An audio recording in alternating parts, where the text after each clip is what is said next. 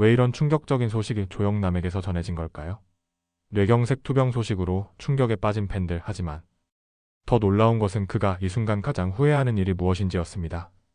안녕하세요. 구독과 좋아요는 컨텐츠 제작에 큰 힘이 됩니다. 기타를 손에 쥐었는데 마음대로 손가락이 안 움직이더군요. 조영남의 떨리는 목소리로 전한 충격적인 고백입니다. 아버지처럼 반신불수가 될 뻔했던 그 순간 그의 머릿속을 스쳐간 것은 다름 아닌 윤여정과의 이야기였습니다. 특히 충격적인 것은 그의 자백이었습니다. 약속을 2번이나 차버렸어요. 집 나올 때 왜 애들이 있다는 걸 생각 안 했을까? 그게 후회스럽고 제 잘못입니다.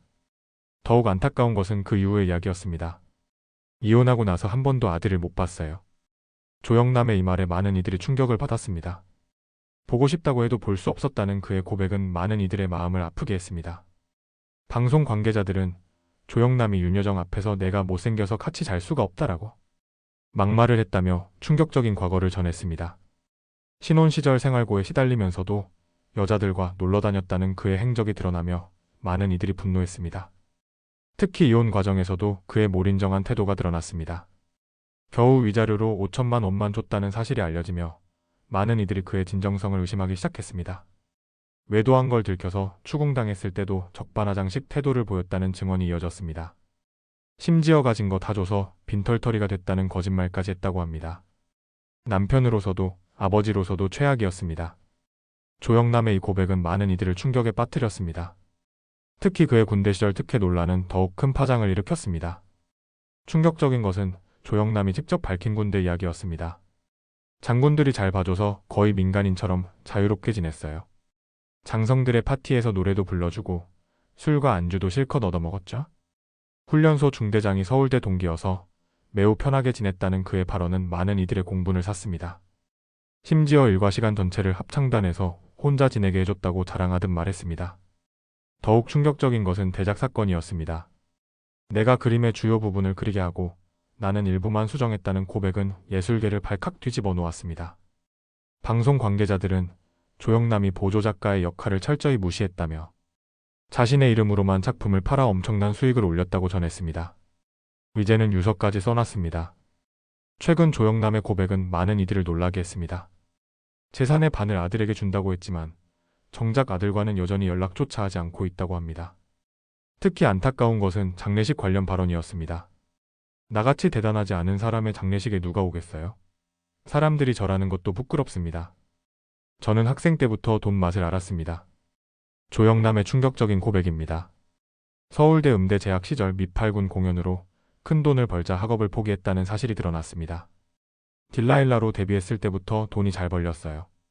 성악을 포기하고 대중가수의 길을 선택한 이유에 대해 조영남은 솔직하게 고백했습니다. 예술보다 돈을 선택한 그의 결정이 결국 그의 인생을 어떻게 바꿨을까요? 더욱 안타까운 것은 윤여정의 고백이었습니다. 목소리가 듣기 싫다. 이혼녀는 TV에 나와서는 안 된다는 시청자 전화를 받았어요. 이혼 후 윤여정이 겪어야 했던 고통은 상상을 초월했습니다. 방송 관계자들은 조영남이 이혼 후 2 아들과 단 한 번도 연락하지 않았다며 후회한다고 말하면서도 실제 행동은 전혀 없었다고 전했습니다. 나는 생계형 연기자예요. 연기자가 가장 연기를 잘할 때는 돈이 궁할 때죠. 윤여정의 이 고백은 많은 이들의 마음을 울렸습니다.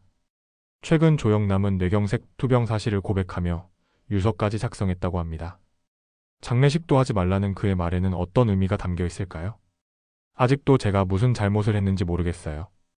조영남의 이 발언은 더 큰 논란을 불러일으켰습니다. 뇌경색 투병 중에도 자신의 과오를 인정하지 않는 모습에 많은 이들이 실망했습니다. 충격적인 것은 그의 최근 인터뷰였습니다. 아들들에게 재산의 반을 준다고 유서에 썼어요. 하지만 아직도 연락은 하지 않았습니다. 이 모순된 행동에 많은 이들이 그의 진정성을 의심하고 있습니다. 방송 관계자들은 조영남이 여전히 자신의 잘못을 인정하지 않는다며 뇌경색으로 죽음의 위기를 겪고도 변하지 않았다고 전했습니다. 더욱 충격적인 것은 그의 최근 발언이었습니다. 내가 뭘 잘못했는지 모르지만 죽기 전에 용서를 구하고 싶다는 모순된 말에 많은 이들이 분노했습니다. 예술가로서도 인간으로서도 실패했다고 생각합니다. 한 예술계 인사의 이 평가는 조영남의 삶을 정확히 짚어낸 것일까요? 유서에 장례식을 하지 말라고 써놓은 이유에 대해서도 의문이 제기됩니다. 내가 그럴 자격이 없다는 그의 말은 진심일까요? 아니면 또 다른 쇼맨십일까요? 뇌경색 투병 중에도 끊이지 않는 조영남의 논란입니다. 내가 죽고 나면 아들들이 어떻게 생각할까? 그의 뒤늦은 고백이 사람들의 분노를 자아냈습니다. 충격적인 것은 그가 여전히 윤여정의 이름을 언급하고 있다는 점입니다. 그때 그렇게 되어서 미안하다는 말로 끝날 문제가 아니라는 지적이 이어지고 있습니다. 예술가는 진실해야 하는데 자신의 그림도 남에게 맡기고? 미술계의 한 인사가 전한 말입니다. 태작 사건 이후에도 진정한 반성이 없다는 지적이 나오고 있습니다. 방송 관계자들은 조영남이 뇌경색으로 쓰러진 후에도 자신의 행동을 되돌아보지 않는다며 오히려 더 많은 말들을 하고 있다고 전했습니다. 더욱 안타까운 것은 그의 아들들을 향한 태도입니다. 재산을 준다고 하면서도 연락조차 하지 않는다는 모순된 행동에 많은 이들이 실망을 표하고 있습니다. 이제는 정말 달라지고 싶다는 그의 말을 과연 믿을 수 있을까요? 10년간의 금주 생활도 했다는 그가 정작 가장 중요한 가족과의 관계는 여전히 외면하고 있습니다. 특히 충격적인 것은 그의 반성 없는 태도입니다. 내가 한 행동이 과연 잘못된 걸까요? 라는 그의 물음에 많은 이들이 분노하고 있습니다. 죽음의 위기를 겪고 나서야 깨달았습니다. 조영남의 이 고백은 진심일까요? 뇌경색으로 생사의 기로에 섰던 그가 최근 충격적인 발언을 이어가고 있습니다. 특히 충격적인 것은 그의 의식 없는 발언들입니다. 윤여정과 아들들에게 사과하고 싶다면서도 여전히 언론에서 그들의 이름을 거론하며 상처를 주고 있다는 지적이 나오고 있습니다. 사람이 죽기 전에는 모든 걸 돌아보게 되나 봅니다. 조영남의 이 말에 많은 이들이 고개를 저었습니다. 진정한 반성이라면 행동으로 보여줘야 하지 않겠냐는 비판이 이어지고 있습니다. 방송 관계자들은 조영남이 투병 중에도 자신의 이미지 관리에만 신경 쓴다며 진정성이 느껴지지 않는다고 전했습니다.